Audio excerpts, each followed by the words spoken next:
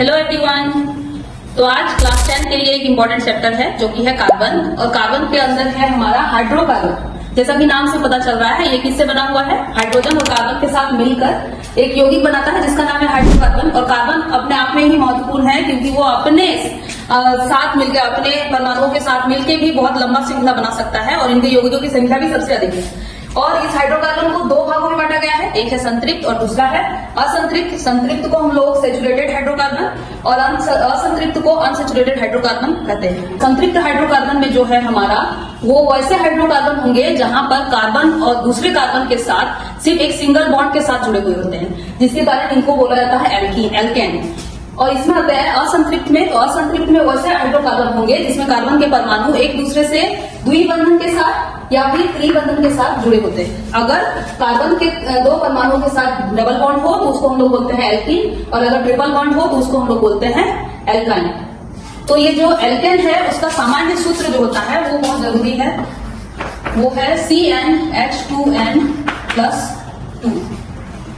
इससे हम लोग इसके जितने भी सदस्य हैं उसके नाम को आसानी से निकाल सकते हैं कि हर एक एग्जाम में हम लोगों का 10th का एग्जाम में जो है बहुत ही इंपॉर्टेंट है, सब में ये पूछा जाएगा।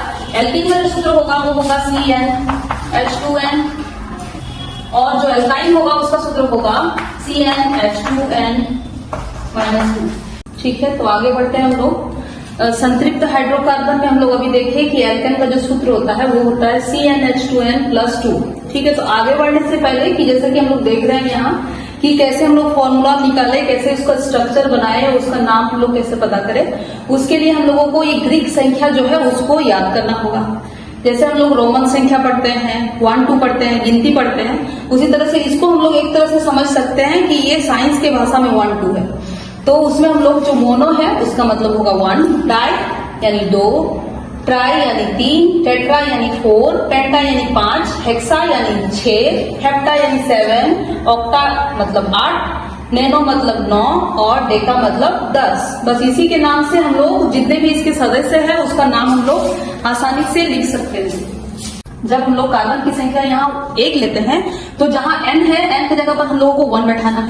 तो जब यहाँ C और N की जगह पर 1 बैठाते हैं तो क्या निकलता है मेरा, तो ये आता है CH4। तो जो इसका सूत्र पहला सदस्य होगा उसका सूत्र हो जाएगा CH4। इसका संरचना हम लोग इस तरह से बना सकते हैं, और इसका नाम जो होगा, पहला था मोनो तो इसके हिसाब से इसका नाम है मेथेन। और यहाँ पर हम लोग ये भी बहुत क्वेश्चन आ सकता है कि जो कार्बन है उसमें ये 4 ही लाइन क्यों है। तो 4 लाइन इसलिए इसका है क्योंकि इसकी जो संयोजकता है वो कितनी है, हमारी 4 है। तो ये 4 ही कार्बन के साथ संयोग कर सकता है। इसी तरह से हम लोग दूसरा भी निकाल सकते हैं। जब हम यहाँ 2 रखते हैं तो यहाँ पर 4 और 2 6 हो जाएगा, यानी 2 और 6 तो हो जाएगा C2H6, जहाँ कार्बन की संख्या 2 हो गई और जो हाइड्रोजन है वो हमारा 6 है, जिसको हम लोग बोलते हैं एल्केन।